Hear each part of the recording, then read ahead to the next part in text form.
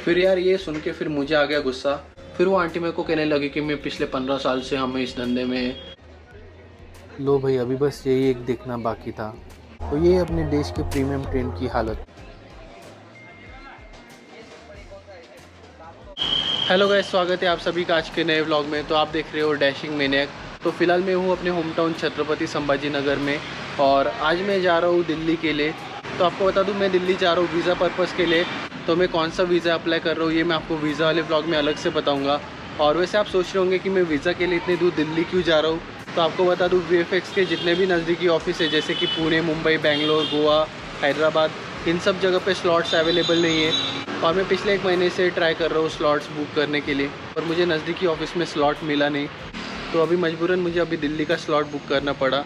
तो पुणे मुंबई के जो स्लॉट्स अवेलेबल थे वो 1 महीने के बाद के थे, और हमारा जो ट्रैवल प्लान है वो है 1.5 महीने के बाद। तो 1 महीना रुकने के बाद यार कोई सेंस तो बनता नहीं था। तो इसलिए अभी हम जा रहे दिल्ली। तो संभाजी नगर से दिल्ली जाने के लिए 2 ऑप्शन है। पहला है या तो आप फ़्लाइट से जा सकते हैं या फिर दूसरा ट्रेन से। तो लास्ट मोमेंट पे फ़्लाइट टिकट्स काफ़ी महंगे हो गए थे, तो इसलिए अभी हम जाने वाले ट्रेन से। तो संभाजी नगर से एक ट्रेन है जिसका नाम है सचखंड एक्सप्रेस, पर लास्ट मोमेंट पे टिकट बुक करने की वजह से हमें वो टिकट मिले नहीं। तो हमारी जो दिल्ली के लिए ट्रेन है वो वाया नासिक है। तो अभी हम संभाजी नगर से नासिक जाएंगे कार से, और उसके बाद आगे हम जाएंगे दिल्ली ट्रेन से।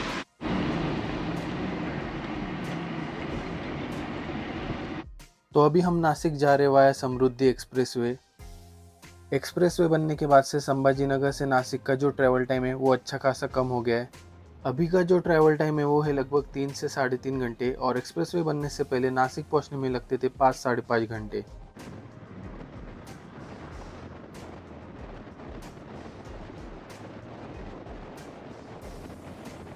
तो दोस्तों अभी हम आ गए नासिक में। तो नासिक पहुंचने में हमें लगे 3.5 घंटे। तो अभी हम नासिक में रुकने वाले 4 घंटे, और 4 घंटे बाद हमारी ट्रेन है दिल्ली के लिए। हमारी दिल्ली के लिए जो ट्रेन है उसका नाम है राजधानी। तो आज हम राजधानी में ट्रैवल करेंगे। अभी हम निकल चुके नासिक रोड रेलवे स्टेशन के लिए, और रेलवे स्टेशन पहुंचने में हमें लगेंगे 30 से 35 मिनट। भाई फाइनली अपनी ट्रेन आ गई है, और आपको बता दूं ट्रेन फिलहाल लेट है 15 मिनट। चलो कल सुबह हम देखेंगे ट्रेन दिल्ली टाइम पे पहुंचती है या फिर लेट होती है।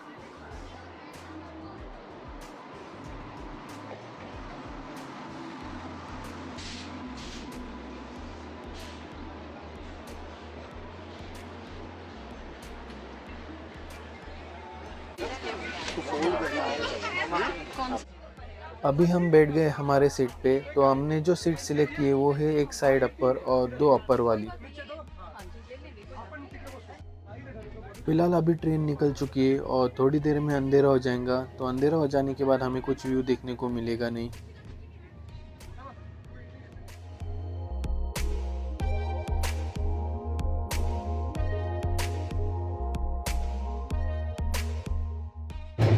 तो गैस अभी अपना खाना आ गया है। तो जैसा कि आप देख सकते हो, ये है जीरा राइस, ये है दाल तड़का, यहाँ पे पनीर की सब्ज़ी, चपाती, इसमें मुझे लगता है शायद से जीरा आलू है, और ये अपना दही, नमक और पिकल।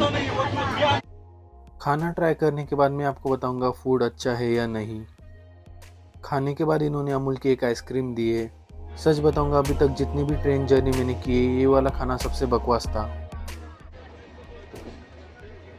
लो भाई, अभी बस यही एक देखना बाकी था। लगता है एक दिन लोग इंस्टाग्राम बंद करवा के ही मानेंगे। अभी आप देख सकते हो मैं बेड तैयार कर लिया है, वैसे अभी सब लोग सोने वाले हैं। तो ओवरऑल मैं बात करूँ मेरे एक्सपीरियंस की, तो राजधानी में के जो डब्बे हैं वो थोड़े से क्लीन है, पर बाकी जो ट्रेन है उसके जैसे ही सारे कंपार्टमेंट्स हैं। बस राजधानी के डब्बे में क्लीनलीनेस थोड़ी सी ज़्यादा है नॉर्मल ट्रेन के मुकाबले, और बाकी कुछ डिफरेंस नहीं है। तो दोस्तों अभी सुबह हो गई है और थोड़ी देर पहले हमें नाश्ता मिला था, और भाई नाश्ता भी यार कुछ खास नहीं था। तो भाई ये देखो, अगर आपको स्टार्टिंग की सीट मिली तो आपको चढ़ने उतरने के लिए कुछ ऐसी चीज़ मिलेंगी, और इस पे चढ़ना उतरना भाई बहुत ही मुश्किल है। मेरी हाइट ज़्यादा थी तो मैंने सीधा ऊपर से छलांग लगा दी, पर बाकी लोगों के लिए ये यूज़ करना भाई काफ़ी मुश्किल है। दोस्तों अभी हम आ गए दिल्ली, और ट्रेन लगभग लेट हुए 20 मिनट। तो ये अपने देश के प्रीमियम ट्रेन की हालत। तो अभी हम जा रहे हैं होटल, और हमारा जो होटल है वो है पहाड़गंज एरिया में। तो दोस्तों अभी हम आ गए होटल में। वैसे बात करो यार, ओवरऑल ठीक ठाक ही लगी मुझे जर्नी, क्योंकि डब्बा तो सेम है बाकी ट्रेन जैसा, बस इसमें यहाँ पे इन्होंने क्लीनलीनेस मेंटेन की है राजधानी में। और वैसे देखा जाए तो यार खाना किसी को पसंद नहीं आया तो खाना तो बकवास ही था। तो वैसे देखा जाए तो आज ट्रेन लेट हो गई थी 15-20 मिनट, पर वही यार राजधानी से अगर आप जा रहे हो तो 15-20 मिनट या फिर ज़्यादा से ज़्यादा आधा घंटा डिले होगी। और बाकी जो नॉर्मल एक्सप्रेस जाते हैं वो तो अच्छे खासे डिले होते हैं। बाकी कुछ ऐसा ज़्यादा डिफरेंस तो नहीं है। और हाँ, बस प्राइस का डिफरेंस है। तो मान लो अगर आप किसी और ट्रेन में जाओगे तो आपको प्राइस काफ़ी कम लगेगा, मतलब लगभग 50 या 60% प्राइस में ही आपका टिकट बुक हो जाएगा। तो राजधानी में हमने एक सीट के ऊपर 3100 रुपये पे किए। तो अगर हम बात करें 3 सीट की तो टोटल प्राइस होता है 9300 रुपये। सो गाइस, जैसा कि आप देख सकते हो ये है हमारी होटल रूम और हम इस होटल में रुकेंगे कल शाम तक।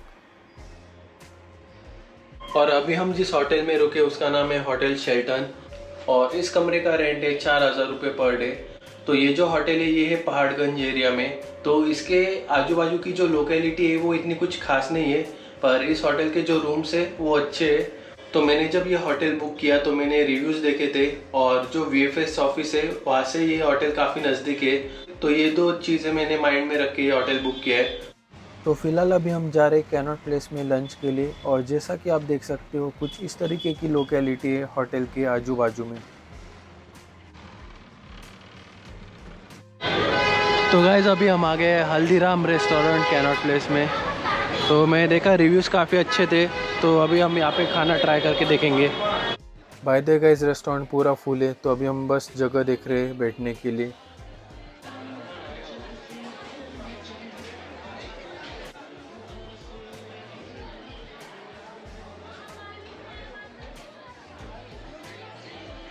हमने यहाँ पे ऑर्डर किए छोले भटूरे, दही पुचका, पनीर मखनी, बटर नान, और इसके साथ हमने ऑर्डर किया अमृतसरी कुलचा। और जैसा कि आप देख सकते हो यहाँ पे स्वीट में भी बहुत सारे ऑप्शन है। यहाँ पे रसमलाई है, रसगुल्ला है, और इसके साथ ही अलग अलग तरीके की मिठाइयाँ है यहाँ पे।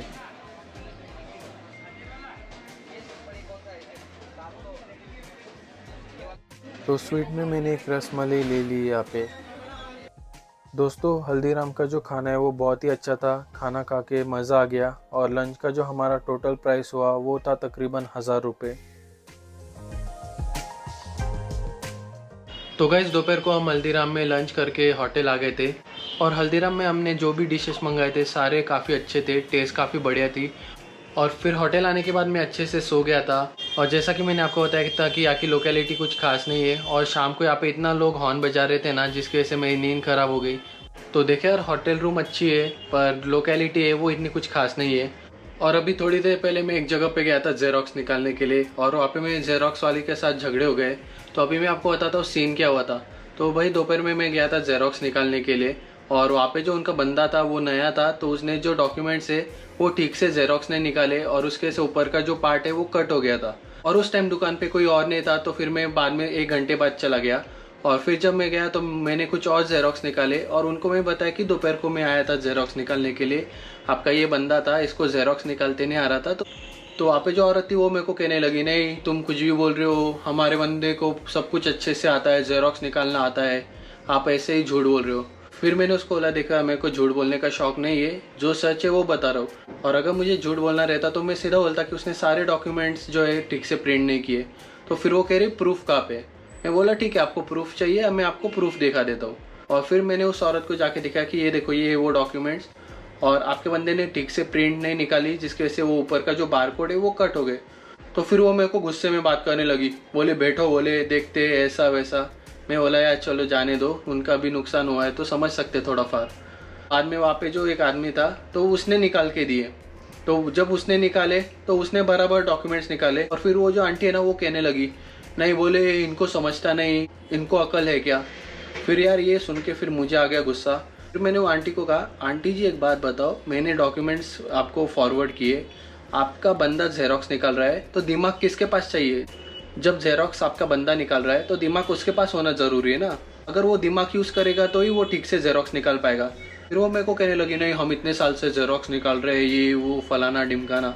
मैं बोला देखो आंटी, मुझे आपसे बहस करने का शौक़ नहीं है, तो देखकर वो 4 प्रिंट एक्स्ट्रा निकाले, उसके पैसे देने में भी मेरे को कोई प्रॉब्लम नहीं है यार। ये जो छोटी मोटी अमाउंट है इसके लिए मैं इतना कुछ देखता भी नहीं हूँ। तो वो आंटी जब बदतमीजी से बात कर रही थी तो फिर मैं कहा कि अब तो मैं पैसे नहीं दूंगा कि बंदे ने ठीक से डॉक्यूमेंट प्रिंट नहीं किए, तो जो कुछ भी लॉस है वो आपको ही बेयर करना पड़ेगा। फिर वो आंटी मेरे को कहने लगी कि मैं पिछले 15 साल से हम इस धंधे में, हमारा कभी ऐसा नहीं हुआ वैसा नहीं हुआ। फिर वो मेरे को कहती है तुमने PDF फाइल भेजी। मैं बोला अभी PDF फाइल का क्या आपको जेरोक्स निकालना नहीं आता? फिर वो मेरे को कहने लगी नहीं, बोले आपने एक स्क्रीनशॉट भेजना चाहिए। तो फिर मैंने उस आंटी को कहा देखो आंटी, ये एक ही सेट था जिसका जेरोक्स बाकी था, और बाकी जितने भी सेट्स थे ना उसके मैं जेरोक्स निकाल के आया हूँ, और हर जगह पे मैं PDF फॉरवर्ड कर देता था, और जो भी बंदे जेरोक्स निकालते थे वो ठीक से निकालते थे। अभी आपको जेरोक्स निकालना नहीं आता, इसमें गलती आपकी है, उसमें आप मेरे को ही ब्लेम कर रहे हो, मेरे पे आवाज़ चढ़ा के बात कर रहे हो यार, ऐसा थोड़ी ना होता है। मैं बोला देखो आंटी, अगर आप इज्जत से बात करते, अगर आप अपनी गलती मान लेते तो मेरे को आपको पैसे देने में भी कोई दिक्कत नहीं थी, मैं आपको दे भी देता था। पर जिस तरीके से आप बात कर रहे हो तो उसके बाद में तो यार मैंने पैसे दिए नहीं। मैंने सीधा बोल दिया कि गलती आपकी है तो आप ही लॉस बियर करो। और मैं तो सीधा बोलूँगा यार, धंधा करना नहीं आता बंद कर दो यार दुकान। काफ़ी सारे लोग हैं मार्केट में जो बिजनेस कर रहे हैं। तो ऐसा झगड़ा मेरा आज हुआ दिल्ली में पहले दिन ही। तो अभी थोड़ी देर में मैं रेडी हो जाऊँगा और फिर मैं चला जाऊँगा अपने दोस्त से मिलने के लिए। तो यहाँ पे मेरे दोस्त रहते हैं हिमांशु, राहुल। अभी मैं जाके उनसे मिलूँगा, डिनर करूँगा और फिर मैं सोने चला जाऊँगा। तो दोस्तों ये जो देख सकते हो आप, ये है मेन बाज़ार रोड। तो ये जो गली, इस गली में होटल है, और ये जो आप दिख रहे हैं पूरा मार्केट एरिया है।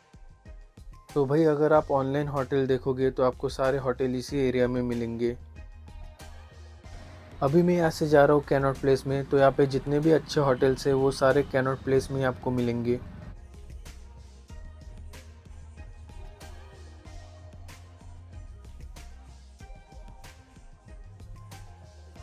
गाइज अभी हम वीज़ा प्रोसेस कंप्लीट करके आ गए काके द होटल में। यहाँ पे हमने मंगाया बटर नान, बटर चिकन और आलू मटर। तो मैंने सुना है यहाँ का खाना बहुत ही अच्छा है। सुबह मैं गया था वीज़ा अपॉइंटमेंट के लिए VFX ग्लोबल में। अभी मैं बात करूँ मेरे एक्सपीरियंस की, तो आप इन्होंने सवाल कुछ पूछे नहीं, बस जो डॉक्यूमेंट्स थे वो कलेक्ट किए, और जिस जिस जगह पे सिग्नेचर करना इंपॉर्टेंट था बस सिग्नेचर करने को कहा। तो दोस्तों एप्लीकेशन फॉर्म में मेरे से गलती हो गई थी, जो कि आप रिपीट मत करना। तो दरअसल जब मैंने एप्लीकेशन फॉर्म फिल किया था तो उसमें मैंने सिलेक्ट किया था VFX पुणे सेंटर, और बाद में मुझे पुणे का स्लॉट मिला नहीं, तो फिर हम दिल्ली आ गए थे। तो फिर जब मैं VFX ऑफिस गया तो वहाँ के एम्प्लॉय ने मुझे एप्लीकेशन फॉर्म दोबारा भरने को कहा, और उसमें मुझे दिल्ली सिलेक्ट करने को बोला। तो ये गलती है जो मेरे से हुई थी।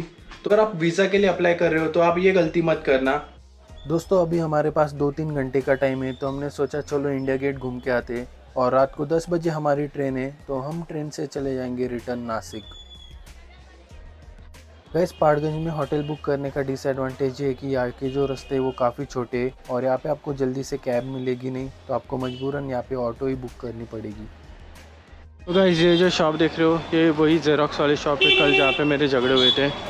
तो मैं तो आपको यार ये जगह बिल्कुल भी रिकमेंड नहीं करूँगा।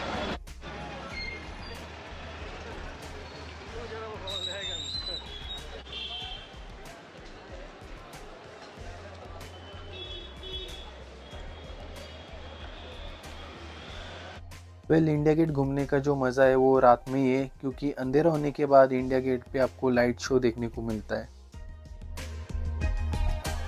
तो भाई अभी हम आ गए इंडिया गेट के पास, और यहाँ से अभी हमें बस थोड़ा सा पैदल चल के जाना है इंडिया गेट की तरफ। ये देखो, ये वो अंडरग्राउंड रास्ता जहाँ से आप इंडिया गेट जा सकते हो।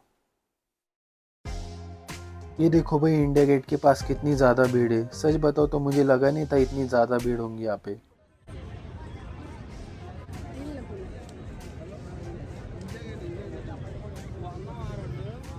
जैसा कि आप देख सकते हो सब लोग यहाँ पे फ़ोटो निकालने के लिए खड़े हैं, और हर कोई यहाँ पे फ़ोटो ही निकाल रहा है।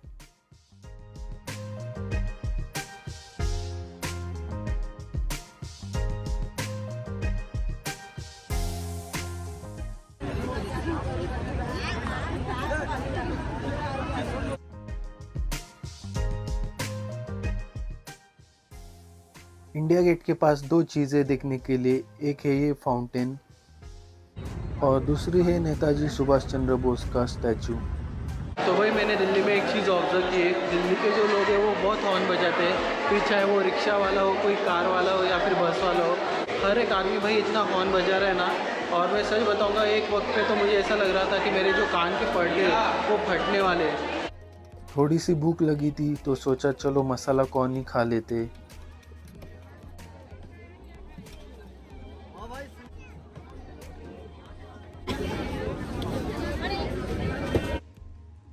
अभी हम होटल में दाल खिचड़ी खा के बैग्स कलेक्ट करेंगे और फिर हम निकलेंगे ट्रेन स्टेशन के लिए।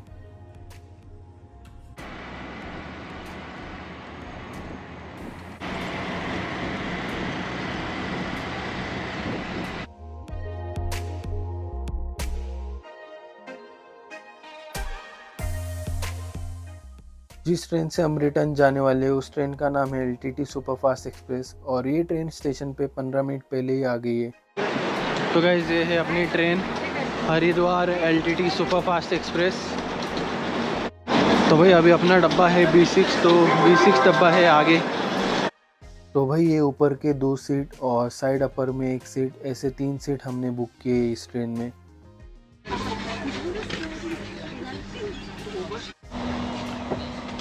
तो दोस्तों राजधानी और सुपरफास्ट में डिफरेंस है कि राजधानी में जो चादर मिली थी वो काफ़ी क्लीन थी और यहाँ पे सुपरफास्ट ट्रेन में जो चादर है वो उतनी क्लीन नहीं है। तो बस यही एक मेन डिफरेंस है, बाकी सीट और डब्बे जो है वो एकदम सेम है, उसमें कुछ फ़र्क नहीं है। चलो अभी हम मिलते हैं कल सुबह। सो गए सुबह हमने ट्रेन में नाश्ता लिया था जो कि ठीक ठाक था और अगर मैं राजधानी से कंपेयर करूँ तो राजधानी से बहुत ही अच्छा था।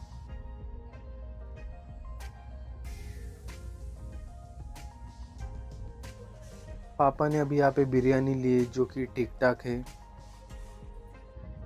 तो मैंने मेरे लिए और मम्मी के लिए डोमिनोज से पिज़्ज़ा मंगाया जो कि हमें मिलेगा भुसावल स्टेशन पे।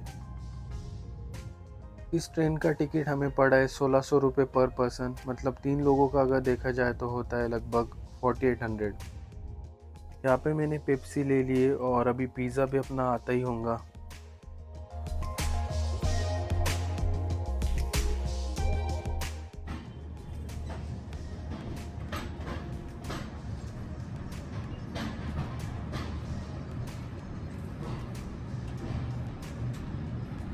चलो अभी हम पिज़्ज़ा और गार्लिक ब्रेड खा लेते और फिर थोड़ी देर में हम नासिक पहुंच ही जाएंगे।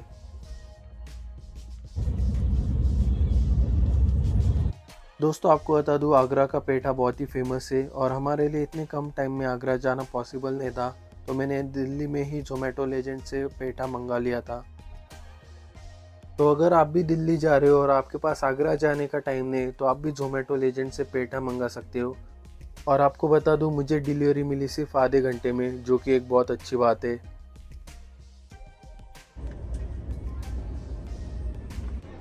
गाइस अभी हम आ गए नासिक में और ये भी ट्रेन डिले हो गई है 25 मिनट से। देखो यार मुझे राजधानी कुछ वर्थ लगी नहीं, इससे अच्छा आप दूसरी ट्रेन में सेकंड क्लास या फिर फर्स्ट एसी टिकट ले लो। गाइस देखो यार अगर आप राजधानी के सेकंड एसी या फिर फर्स्ट एसी से ट्रैवल करने का सोच रहे हो तो इससे अच्छा आप फ्लाइट ले लो, आपको पैसे सेम लगेंगे और आप काफ़ी कम टाइम में पहुंच जाओगे दिल्ली। सो गाइस कुछ ऐसी थी हमारी 2 दिन की ट्रिप और अभी हम थोड़ी देर में संभाजी नगर पहुँच जाएंगे। तो चलो आज के व्लॉग में इतना ही और मैं आपसे मिलता हूँ अगली व्लॉग में।